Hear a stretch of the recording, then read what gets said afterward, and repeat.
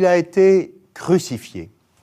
Nous voici plongés dans l'horreur, dans cette mort infâme que l'on réservait à ceux qui étaient considérés comme maudits de Dieu.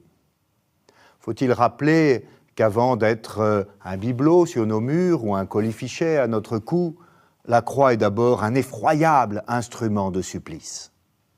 Bien sûr, on rêve tous d'un christianisme qui esquiverait plus ou moins la croix, mais on sait bien que le cœur du message chrétien, c'est le Dieu crucifié, scandale pour les Juifs, folie pour les païens.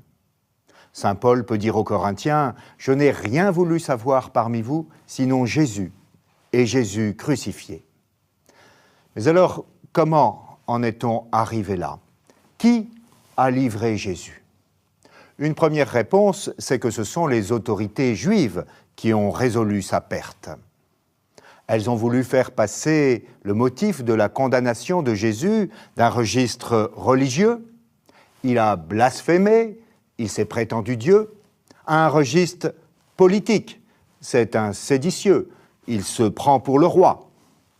Au point que les grands prêtres répondent à Pilate qui les interroge « Crucifierai-je votre roi ? Nous n'avons d'autre roi que César. » Quel blasphème épouvantable! Voyez la cruelle ironie, les représentants du judaïsme officiel vont jusqu'à abjurer le Dieu qui seul est roi en Israël. Pourtant, les autorités du judaïsme sont bien plus divisées qu'on ne le croit. D'ailleurs, l'Évangile lui-même nous fait connaître Nicodème et Joseph d'Arimathie, membres du Grand Conseil, et qui sont disciples de Jésus en secret. Si les autorités sont divisées, le peuple l'est plus encore sur le cas Jésus. C'est pourquoi il est tout à fait inacceptable de faire reposer sur la totalité des Juifs de ce temps-là, et encore plus sur la totalité des Juifs de tous les temps, la responsabilité de la mort de Jésus.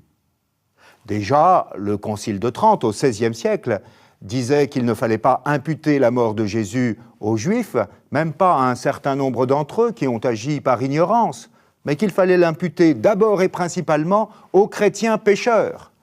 Car lorsqu'on est baptisé, péché, c'est recrucifier pour son propre compte le Fils de Dieu. Unanimement, les évangiles présentent Judas comme celui qui a livré Jésus, le traître, un voleur, un démon, un fils de perdition, mieux eût valu pour lui qu'il ne naquît point. Comme Joseph, le patriarche, a été vendu par ses frères, de même, Jésus a été vendu par l'un des siens. Le fait que ce soit l'un des 12, un ami, un proche, qui ait trahi Jésus, montre à quel point celui-ci respecte la liberté humaine. Il n'est pas un gourou qui fanatise ou hypnotise ses troupes au point d'aliéner leur liberté. Mais précisément, la question de la liberté de Judas pose problème, car l'Évangile dit « Satan entra en lui ». On a l'impression que Judas est le jouet du diable, sa marionnette, il est possédé. D'ailleurs, Jésus a annoncé à plusieurs reprises la trahison de Judas. Celle-ci s'accomplit selon les Écritures. Mais alors, elle semble nécessaire, inévitable.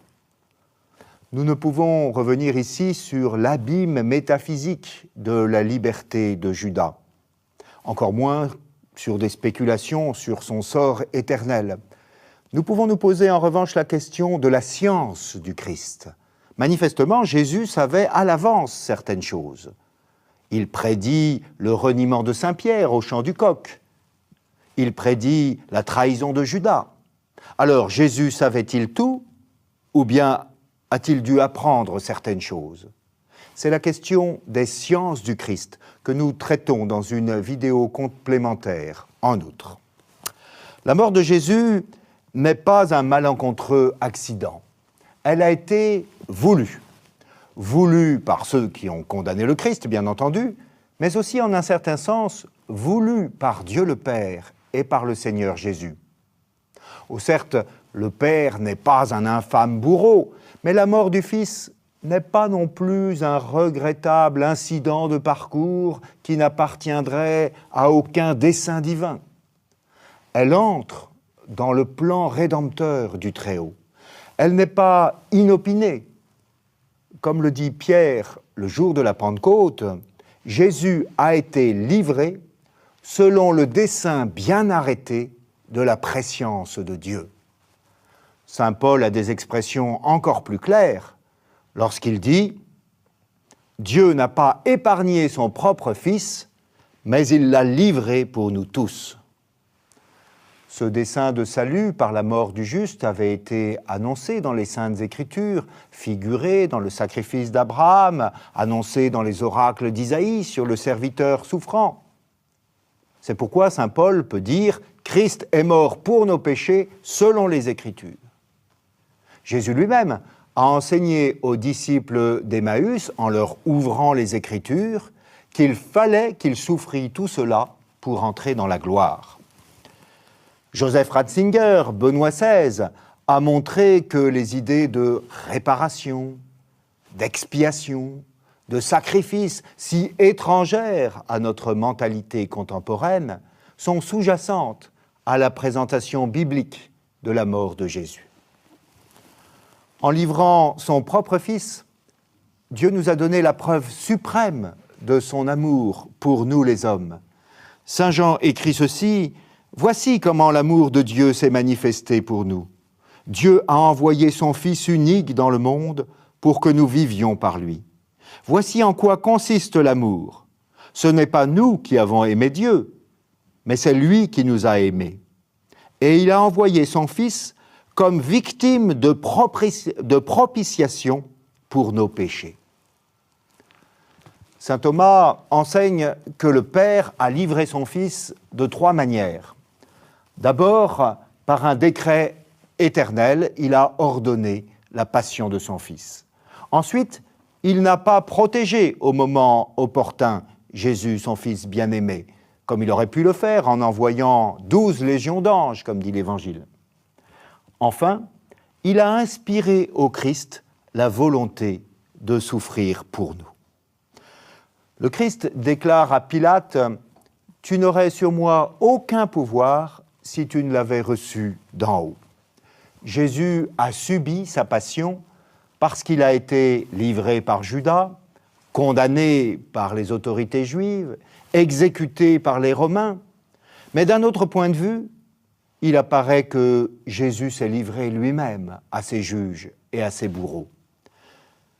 Il dit lui-même « Ma vie, nul ne la prend, mais c'est moi qui la donne. » Le geste du Christ, nous devons bien le comprendre, est d'abord pour Dieu avant d'être pour nous. Le Christ ne boit pas seulement la coupe de la fraternité et de la camaraderie, il boit le calice de la volonté paternelle. Ce caractère essentiel de sacrifice et d'offrande au Père ne peut pas être passé sous silence. Jésus n'est pas seulement un héros qui se sacrifie pour ses semblables, comme des résistants ou des patriotes ont pu faire le sacrifice de leur vie.